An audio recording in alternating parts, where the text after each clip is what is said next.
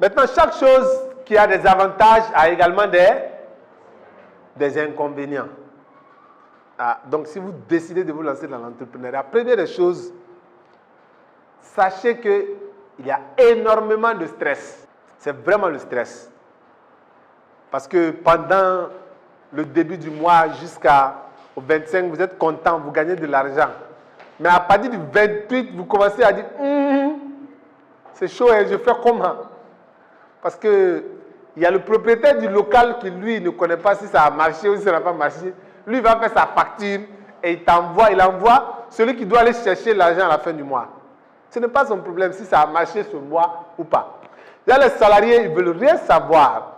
Ils ont travaillé. Vendu ou pas vendu, ils veulent leur salaire. Ils veulent leur salaire. Donc, à la fin du mois, il y a ce stress-là qui est là. Il y a des mois où ça ne marche pas. Il y a des mois où ça marche.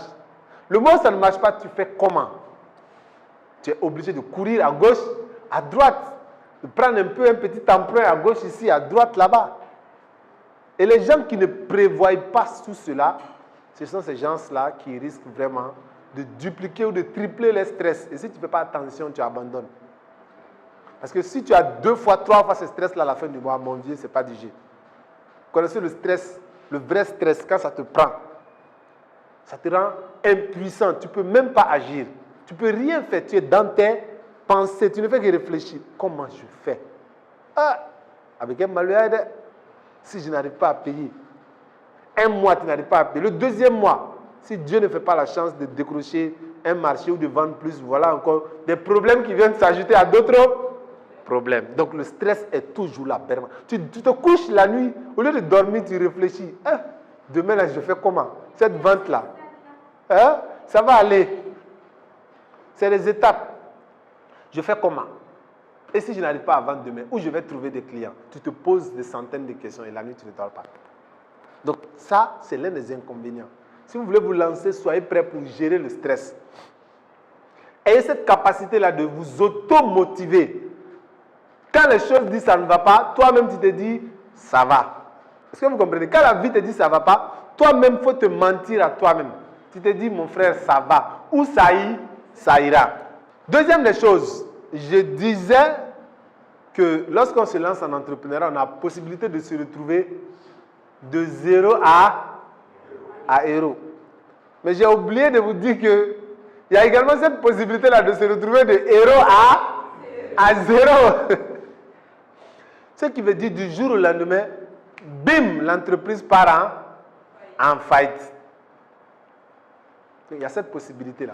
Tout peut marcher et puis du coup, d'un coup, paf, on dit coronavirus.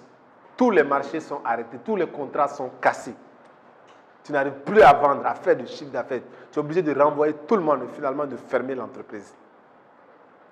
Donc ça, ce sont des risques qui peuvent arriver. Ce sont des choses qui peuvent arriver, qui arrivent souvent. C'est également des inconvénients de se lancer dans l'entreprise. Donc il faut être prêt à se dire que tout peut s'arrêter du jour au lendemain. Voilà pourquoi vous allez voir, arrivé à un certain moment, quand vous réussissez dans un domaine, les entrepreneurs qui sont intelligents commencent à se diversifier dans d'autres domaines qui n'ont rien à voir avec le domaine qu'ils font. De telle sorte que s'il y a un problème ici, ils peuvent compenser avec un autre domaine. Mais attention, ne confondez pas se diversifier et se disperser. Parce qu'il y en a qui se dispersent. Se diversifier, c'est quoi? 2 choses. Soit vous êtes sur une ligne et à côté, il y a des opportunités que vous prenez. Vous êtes dans l'agroalimentaire, vous vendez du jus. Au lieu de vendre simplement du jus, vous dites, je vais également vendre de la nourriture. Je vais vendre aussi des légumes. Donc vous êtes en train de diversifier vos produits. Ça, c'est bon.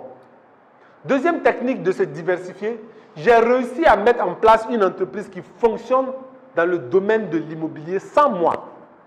C'est-à-dire, je n'ai pas besoin d'être présent. L'entreprise peut fonctionner sans moi aujourd'hui. Donc, je prends une partie des ressources, je vais aller me lancer dans l'agroalimentaire. Là-bas encore, vous êtes en train de vous diversifier. Mais si vous êtes dans un domaine, c'est toujours chaud, mais vous ne vous en sortez même pas. Vous êtes dans ça, l'agroalimentaire, vous dites, je me lance dans la formation en même temps. Pendant que vous êtes dans la formation, vous dites, je me lance dans l'immobilier. Le premier ne fonctionne pas bien, tu te lances dans le deuxième. Le deuxième n'est pas encore mis en place, tu te lances dans le... Donc, tu n'es pas en train de te diversifier, tu es en train de te disperser. Et là, tu ne peux pas te concentrer, tu es obligé de partager ton énergie et tes efforts. Et du coup, tu n'es ni efficace ici, ni efficace ici, et ça réduit tes chances de réussite. Donc, ne vous dispersez pas. Essayez de vous diversifier.